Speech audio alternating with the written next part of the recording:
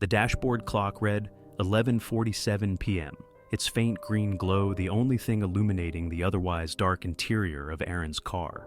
It had been a long night of driving, bars, late-night diners, and the usual drunks fumbling for their keys before wisely deciding to call a ride. He was exhausted, ready to head home, but the app pinged one last request. The pickup location was just outside the city, near a dimly lit stretch of road leading into the countryside. Aaron sighed, rubbing his tired eyes. One more. Just one more ride, then he was done for the night. He pulled up to the location, peering out through the windshield. The street was empty except for a lone figure standing under a flickering streetlight. A tall man in a dark coat, his face obscured by the shadows. Aaron swallowed, an uneasy feeling crawling up his spine. There was something off about him.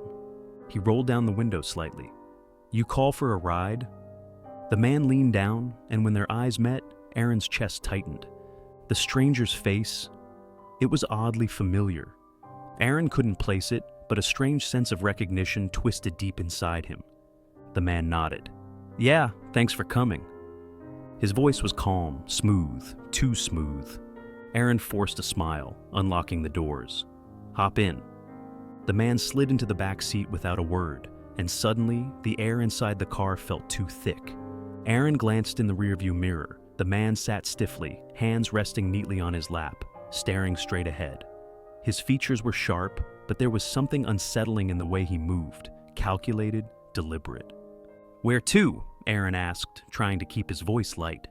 The man gave him an address. Aaron blinked. It was his own street. Aaron's fingers clenched the steering wheel.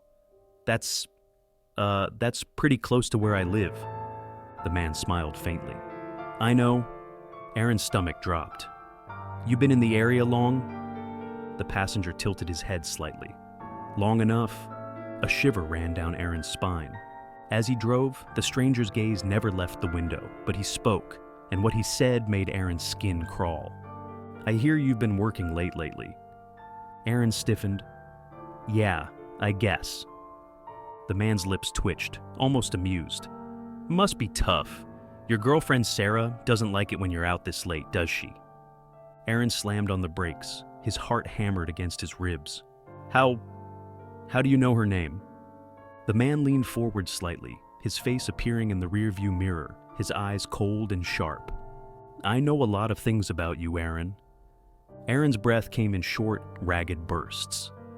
"Look, man, if this is some kind of prank, I know about the speeding ticket you never told her about." Aaron's grip on the wheel tightened. "I know you lied about quitting smoking." His blood turned to ice. "I know about the night in college," the man whispered. "When you hit that dog and didn't stop." Aaron's heart stopped. He hadn't told anyone about that. His hands shook. "Who the hell are you?" The man smiled wider now, his teeth showing. "Drive!" Aaron's instinct screamed at him to pull over, to throw the guy out, to call the police, but something deep inside told him not to. He drove in silence, his mind racing, sweat dripping down his temple. After what felt like an eternity, the man spoke again, his voice softer, almost regretful. "You shouldn't be here, Aaron." Aaron's throat went dry. What do you mean?" The man didn't answer. Instead, he pointed. "Right here." Aaron pulled over in the middle of nowhere. Tall trees lined the road, stretching into darkness. No houses, no streetlights, nothing. Aaron turned to face him. "Why here?" The man's expression darkened. "Because this is where it all ends." Aaron's pulse skyrocketed. "What?" Before he could finish, the passenger opened the door and stepped out. Aaron watched in stunned silence as the man walked into the darkness, disappearing between the trees without looking back.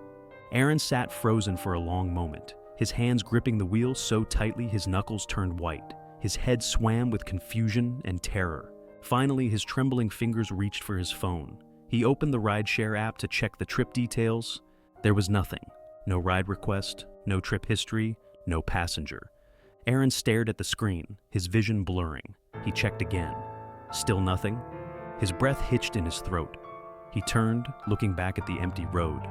The trees swayed in the wind, whispering like unseen watchers. For days he tried to convince himself it was exhaustion. a glitch in the app, something, anything. But the unease never left him, and then, one night, as he pulled into his driveway, his stomach dropped. There, standing on the sidewalk under the dim glow of the street lamp, was the passenger. Same dark coat, same distant smile. Aaron locked the doors, his breath ragged. He blinked once, twice. The man raised a hand in a slow wave. Aaron's phone buzzed, a notification from the rideshare app. New trip request. The pickup location, his front door.